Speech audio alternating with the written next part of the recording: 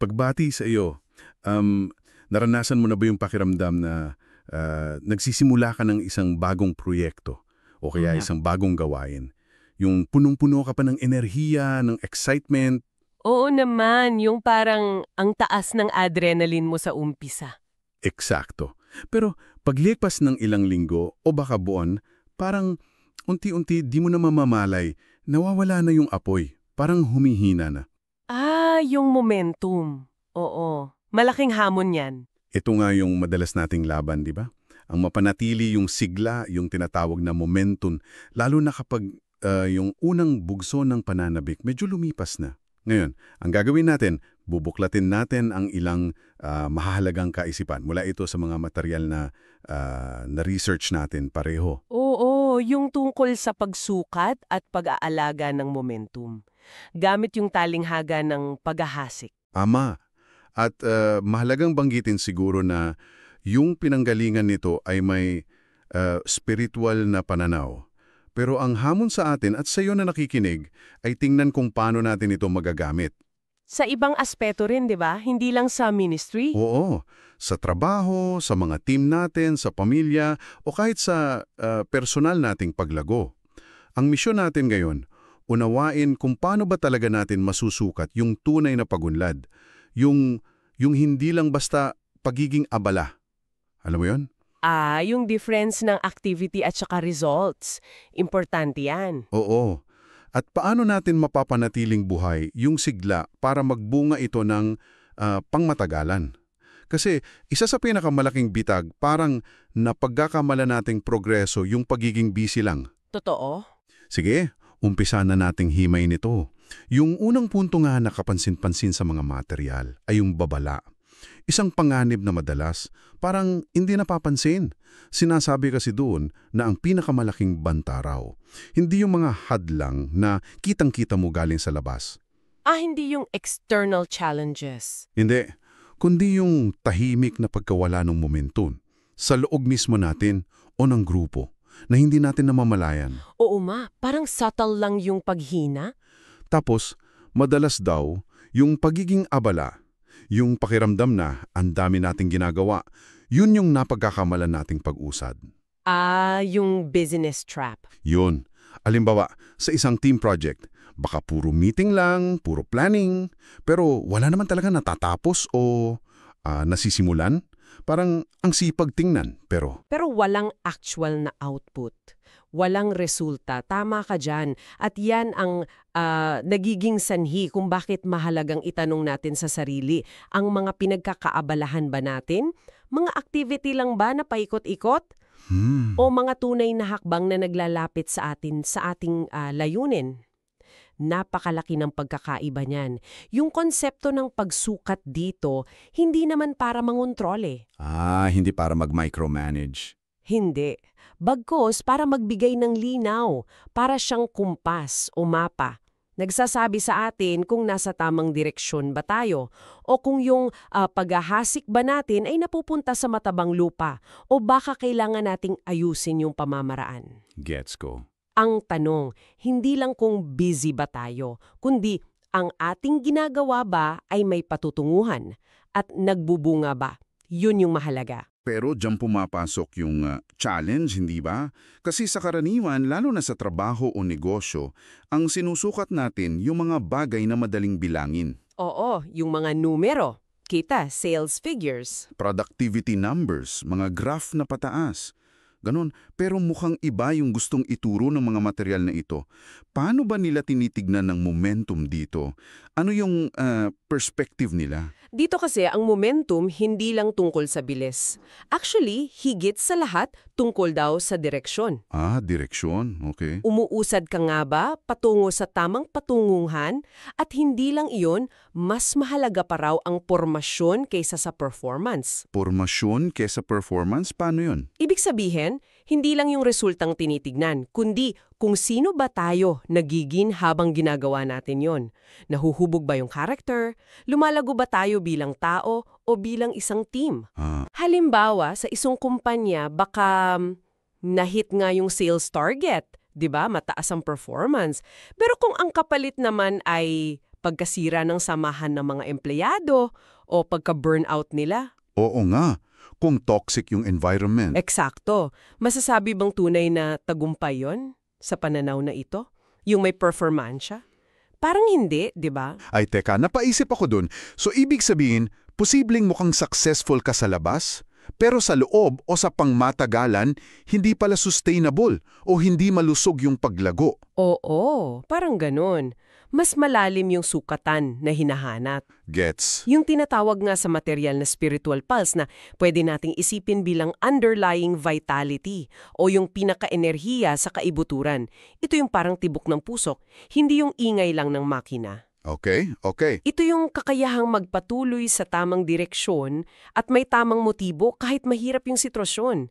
At kasama rito ang pagkilala sa panahon. Pagkilala sa panahon, yung timing. Oo, may mga panahon talaga ng pagtatanim na hindi mo pa makikita agad yung bunga.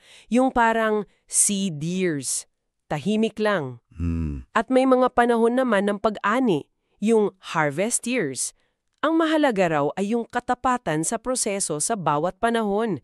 Hindi lahat instant. Kailangan ng pasensya. Oo, at tiyaga. Isipin mo yung magsasaka, 'di ba? Hindi naman niya inaasahang aanihin bukas yung itinanim niya ngayon lang. May proseso. Okay, malinaw yung prinsipyo. Direksyon, pormasyon, pagkilala sa panahon. Pero para maging mas konkreto ito para sa iyo na nakikinig, ano yung ilang halimbawa? Yung mga palatandaan o health indicators na pwede nating bantayan? Yung mga vital signs? Oo. Yung mga bagay na nagsasabi sa atin na okay, mukhang nasa tamang landas tayo kahit hindi pa ito nakikita sa mga karaniwang sukat tulad ng sales o kita. Maganda yung tanong mo. Maraming binanggit na pwedeng tingnan pero pili tayo ng ilan na madaling iugnay sa iba't ibang aspeto ng buhay. Halimbawa, sa isang team o komunidad. Okay. Tinitingnan daw yung relational reconciliation. Gaano kabilis o kadalas nagkakaroon ng paggamin ng pagkakamali. Tapos pagbabati kapag may hindi pagkakaunawaan. Interesting. Sa opisina, ito ba yung kultura na bukas sa feedback, mabilis ayusin yung mga gusot, o yung nagtataguan at nagsisiraan pa? Malaking palatandaan to ng kalusugan ng samahan, di ba? Oo nga, totoo yan. Isa pa ay yung tinatawag na hospitality index, yung diwa ng pagiging bukas palad. Gaano ba tayo ka-welcoming sa mga bagong dating, sa mga naiiba sa atin, o sa mga nangangailangan? Paano yun sa workplace, halimbawa? Sa isang organisasyon, ito ba yung pakiramdam na madaling makapasok at maging bahagi ang isang baguhan? O parang may mga pader, may mga clique? O sa pamilya, bukas ba yung tahanan natin para tumulong sa iba? Ganon? Okay, gets ko. Hospitality. Ano pa? Meron ding generosity gradient. Lumalago ba yung diwa ng pagbibigay? Hindi lang pera ha, kundi oras, talento, pagkalinga sa iba. Pagiging mapagbigay in general. Oo. Sa konteksto ng trabaho, ito ba yung mga taong handang mag-mentor sa mga mas bago? O mag-share ng kanilang kaalaman ng walang hinihintay na kapalit? Mahalaga yun. At napakahalaga rin ito, yung apprenticeship chain. Yung konsepto ng 1-1-1. Paano yun? 1-1-1. Ikaw ba ay namumuhunan sa paghubog ng isang tao? Sa skill man yan, sa karakter, o sa kaalaman? Na siya namang magiging handaring humubog ng iba pagdating ng panahon. Parang passing it forward. Eksakto. Ito yung paraan para dumami at magpatuloy yung kakayahan sa loob ng isang grupo o kahit sa isang pamilya. Yung pagpapasa ng values, ng skills, hindi lang ikaw yung magaling, kundi nakakapagpalaki ka ng iba pang magagaling. Hindi natatapos sa'yo. Wow. Ang ganda ng konsepto ng apprenticeship chain. Parang ito yung susi para hindi mamatay yung kaalaman o kultura kapag umalis na yung isang tao. Oo, sustainability din. Pero binanggit din sa material na may mga dapat ingatan. Mga paalala kapag gumagamit tayo ng ganitong mga sukat. Ano yung mga yun? Baka kasi ma-misuse din? Oo, napakahalaga ng mga paalala o babala. Una, huwag na huwag daw gagamiting sandata ang anumang datos o sukat para manakit o manghusga o maliitin ng tao. Dapat hindi weaponized. Tama, ang mga sukatan ay para magbigay gabay, hindi para magpababa ng moral. Pangalawa, kailangang ipagdiwang at pahalagahan yung mga tapat na gumagawa kahit hindi sila yung laging nasa harap o napapansin. Yung mga unsung heroes. Oo, yung mga nasa likod ng kamera, kumbaga, sila rin mahalaga. At pangatlo, dapat handa tayong bitawan o palitan ang isang sukatan kung ito'y nagiging mas mahalaga na kaysa sa mismong layunin o diwa. Pag nagiging goal na yung metric mismo. Yun na ya. O kung hindi na ito angkop sa sitwasyon. Kung mas importante pa yung pag-fill up ng report kaysa sa pagtulong mismo sa tao, may mali na doon, di ba? Malinaw yon. Dapat tool lang sila, hindi master. So okay, nakita na natin yung panganib ng pagiging abala lang, naintindihan natin yung ibang paraan ng pagsukat direksyon, formasyon, may mga halimbawa na rin tayo ng vital signs. Ngayon, ang malaking tanong, paano naman natin mapapanatili itong momentum na ito? Ayan, yung sustainability. Oo, kasi sabi nga hindi ito automatikong nagpapatuloy. Kahit gaano kaganda yung simula, kung hindi aalagaan, mauuwi rin sa wala. Dito pumapasok yung konsepto ng tamang balanse. Kailangan daw ng dalawang magkaakibat na bagay. Magkasama to lagi. Okay, anong dalawang yon? Una, masipag na paggawa. May paalala nga mula sa Galatians 6:9 na nagsasabing, huwag tayong mapagod sa paggawa ng mabuti. Sapagkat sa takdang panahon ay aanihin natin ito kung hindi tayo susuko. Familiar ako dyan. Yun. Kailangan talaga ng tuloy-tuloy na pagsisikap, pag-aalaga sa mga relasyon, pagtatanim ng mga binhi, pagdidilig, kumbaga, yung talagang pagtatrabaho ng may dedikasyon. Kailangan ng effort. Okay? Sipag. Ano yung kasama niya? Ngunit, kasabay nito at kasing halaga ay ang mapagtiwalang pamamahinga. Pahinga. Akala ko dapat sipag. Kasama siya. Ito yung prinsipyo na makikita natin sa konsepto ng Sabbath o araw ng pahinga. Hindi ito katamaran ha. Importante yun. Okay, so hindi siya laziness. Hindi. Ito ay pagkilala na hindi lahat ay nakasalalay sa ating lakas at kontrol. Na may mas mataas na kapangyarihan ng Diyos sa konteks ng source na siyang nagbibigay ng tunay na paglago. Ang pahinga ay pagpapakita ng tiwala na kahit huminto tayo sandali, hindi guguho ang mundo. Trusting rest? Oo, ito yung kamangha-mangha dito Ang momentum na nakasandig lang sa purong lakas ng tao, tiyak na mauubos, mandudulot ng burnout. True. Been there. 'Di ba? Pero yung momentum na pinapalakas din ng pagtitiwala at pagpapahinga sa tamang pinagkukunan ng lakas, ito yung patuloy na nare-renew. Parang bukal ng tubig na buhay. Kailangan pareho, sipag at pagsuko o pagtitiwala, work and trust. Ang hirap hanapin ng balanseng yan sa panahon ngayon, no? Parang laging kulang ang oras, laging kailangang gumalaw. Hustle culture. Oo, sobrang normalized na yung laging pagod. May mga mungkahi ba sa material kung paano maisasabuhay itong balanse? May mga practical na ritual ba o gawain? Meron.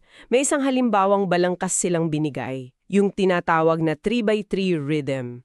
Parang mga simpleng paulit-ulit na gawain lang to para makatulong sa pag-aalaga ng momentum. 3x3 rhythm? Paano yun? Halimbawa, sa pang-araw-araw, maglaan ng oras para sa kumonekta sa source of strength mo, salita at panalangin sa context ng source, o baka reflection or meditation para sa iba. Tapos, magtanong, sino kaya ang nangangailangan ng tulong o pagkalinga ngayon? Tapos, magmasid. Magmasid. Oo. Magmasid ng 3 bagay. Ano ang isang biyaya na dapat ipagpasalamat? Ano ang isang pangangailangan na nakita mo? At ano ang isang maliit na hakbang na pwede mong gawin ngayon? Simple lang. Connect, ask, observe. Daily. Okay. Ano mo yung sa lingguhan? Tapos sa lingguhan, maglaan ng oras para sa tunay na pahinga. Hindi lang pagtutulog ha. Yung pag-recharge talaga. Pagsamba o pagmumuni-muni. Pangalawa, makisama sa mga taong nagpapatibay sa'yo, community, fellowship. At pangatlo, mag-review. Mag-review ng linggo. Oo, sandaling pagtingin sa nagdaang linggo. Ano ang natutunan? Ano ang dapat ipagpasalamat? Ano ang kailangang ayusin o i-adjust para sa susunod na linggo? Ang punto dito, hindi yung eksaktong formula. Kundi yung pagkakaroon ng intentional na ritmo. Eksakto. Regular na mga gawain na nag-aalaga sa iyong panloob na enerhiya at direksyon para hindi ka lang naanod. Okay, malaking tulong yun. May iba pa bang kasama sa pag-aalaga? Meron pa, kasama rin sa pag-aalaga yung tinatawag na pagpuputol o pruning. Pruning? Parang sa halaman? Oo, parang ganun. Minsan, kailangan nating tanggalin yung mga gawain, proyekto, o kahit relasyon na hindi na nakakatulong sa ating pangunahing misyon o layunin. Kahit pa nakasanayan na natin ito. Kahit mahirap bitawan? Oo, hindi raw ito tanda ng kabiguan, kundi ng katapatan sa kung ano ang pinakamahalaga para mas lumago yung iba pang importanteng sanga. Kailangan ng courage to prune. Kasama rin dito yung kamalayan sa mga bagay na maaaring sumira sa momentum. Sa source, tinawag itong spiritual warfare, na pwede nating isipin bilang Pagiging alerto sa mga hadlang, internal at external. oo, at paggamit ng tamang proteksyon, panalangin sa source o kaya strategic planning, risk assessment sa ibang larangan. Basta alerto ka. Nabanggit mo kanina yung community or team. May isa pang konsepto sa material na tinitignan. Yung grupo hindi lang bilang collection ng mga tao, kundi bilang isang ecosystem. Oo. Magandang talinghaga yan. Parang isang gubat o hardin. Oo, na may iba't ibang buhay na magkakaugnay. Paano ito nakakatulong sa pagpapanatili ng momentum? Ang ideya kasi, ang isang malusog na grupo, pamilya man, team sa trabaho o komunidad ay gumagana na parang isang natural na kapaligiran, kung saan ang bawat bahagi ay mahalaga at may kontribusyon. Hindi ito nakasentro lang sa iisang star player o leader. So, hindi lang isang tao ang bida. Hindi dapat. May 5 pangunahing tungkulin daw sa loob ng ecosystem na ito para manatili itong malusog. Una, pag-aalaga, nurturing. Pagbigay ng kailangan para lumago ang bawat isa. Resources, encouragement. Oo, kaalaman, skills, spiritual food sa context ng source. Pangalawa, protection. Pagtatanggol sa grupo mula sa mga panganib, maling impluensya o hindi magandang kalakaran. Okay, nourish, protect. Ano pa? Pangatlo, pagpaparami, propagation. Paghubog ng mga bagong miyembro, leader o kakayahan sa loob ng grupo. Pang-apat, pagpapanumbalik, recycling, restoration. Recycling. Paano yun? Paggamit sa mga pagkakamali bilang aral at paghilom sa mga sugat o hidwaan sa loob ng grupo. Hindi tinatapon lang yung nagkamali. At panglima, pagsasaayos, regulation. Regulation, parang rules. Pagset ng malusog na mga ritmo, panuntunan o sistema na nagpapanatili ng kaayusan at kalusugan ng buong sistema. Kapag ang buong web o network na ito ay malusog, Mas matatag. oo, mas matatag ito at mas kayang panatilihin ang momentum ng buong grupo, hindi lang ng ilan. At kung malusog nga ang buong ecosystem, natural sigurong kasunod nito yung pagdami ng mga taong handang maghasik din. Hindi ba? Yung hindi na lang iilan ang gumagawa ng lahat? Eksakto. Ito yung tinatawag na pagmobilisan ng mga bagong tagapaghasik, new sowers mobilized.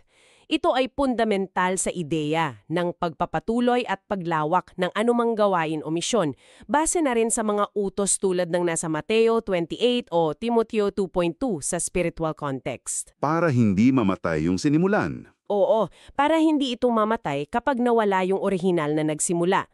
At para mangyari ito, kailangan daw ng mga pamamaraan na madaling gayahin, reproducible practices. Simple lang dapat para kayang gawin ng iba. Oo, mga simpleng bagay na kayang gawin at ipasa ng ordinaryong tao, hindi lang ng mga eksperto o yung mga nasa taas. Dito ulit pumapasok yung apprenticeship chains na nabanggit natin kanina. Yung 1-1-1. Yun nga. Yung pagturo na nagpapatuloy. Kapag ang bawat miyembro ay natututong mag-ambag at magturo pa sa iba, ang momentum ay nagiging mas sustainable at maaring lumago pa ng husto. Hindi lang addition, multiplication. Grabe, napakaraming laman nitong mga pinag-usapan natin. So para sa iyo na nakikinig, ano ang ibig sabihin ng lahat ng ito? Malinaw na hindi lang ito para sa mga nasa simbahan o ministry. Totoong-totoo. Applicable to sa maraming bagay. Ang mga prinsipyong ito, yung pagtutok sa tunay na pag-unlad, yung direksyon at formasyon, hindi lang yung panlabas na sukat. Yung balanse ng sipag at pahinga. Oo, yung pag-aalaga sa puso o vitality ng iyong ginagawa, yung paggamit ng tamang mga palatandaan ng kalusugan, yung pagbuo ng isang malusog na ecosystem sa team mo, pamilya o komunidad. At yung pagpaparami ng mga taong kayang magpatuloy ng gawain. Lahat ng ito ay may malaking kaugnayan sa iba't ibang larangan. Pwede sa pamumuno sa negosyo, sa pagpapatakbo ng proyekto, sa pagiging magulang, sa edukasyon, sa sining, sa kahit anong bokasyon o larangan na pinagkakaabalahan natin. Parang lahat tayo tagapaghasik sa sarili nating bukid. Parang ganun nga, lahat tayo ay parang mga bukid na tinawag na maghasik, mag-alaga at matitiyagang maghintay sa ani. Ang mahalagang tanong na dapat nating dalhin ay hindi lang gaano karami ang nagawa ko, kundi ang paraan ba ng paggawa ko ay nakaayon sa mga prinsipyo ng pangmatagalan at makabuluhang paglago. Yun yung mas malalim na tanong. Maraming salamat sa malalim na paghimay na yan. Talagang isang malaking aral para sa akin at sana para rin sa iyo na nakikinig ay ito. Ang pagiging abala, hindi talaga garantiya ng pagiging epektibo. Oo, hindi siya equal. Baka nga, kung minsan, ito pa ang nagiging dahilan ng ating pagkaubos at pagkawala ng tunay na momentum. At ang tunay na momentum, yung sigla na nagtatagal, hindi pala nasusukat sa ingay o bilis lang ng ating mga ginagawa, no? Kundi marahil sa lalim ng mga ugat na ating itinatanim, sa katapatan natin sa proseso kahit walang nakakakita. At sa pag-asa natin sa isang bagay na mas malaki kaysa sa sarili nating kakayahan. Tama, na siyang nagbibigay ng tunay na paglago. Ito'y nagtatanong sa atin ng isang mahalagang bagay, para sa ating lahat. Kaya bilang pangwakas na pagninilay para sa iyo na nakikinig, sa iyong sariling ginagalawan ngayon sa trabaho mo, sa pamilya, sa community, o kahit sa personal mong mga mithiin, anong isang vanity metric, yung sukatanin tagumpay na nakasanayan mo na marahil kailangan mo nang simulang isang tabi? Kasi nakikita mong hindi naman ito sumasalamin sa tunay na paglago o kalusugan. Ano yung kailangan mong i-let go? Oo. At kapalit nito, anong isang vital sign, isang tunay na palatandaan ng paglago? Maaring sa relasyon, sa karakter, sa kakayahan ng iba, o sa lalim ng iyong koneksyon, ang sisimulan mong pagtuunan ng pansin simula ngayon. Ano yung bago mong ifo-focus hanggang sa susunod nating pagtatalakay?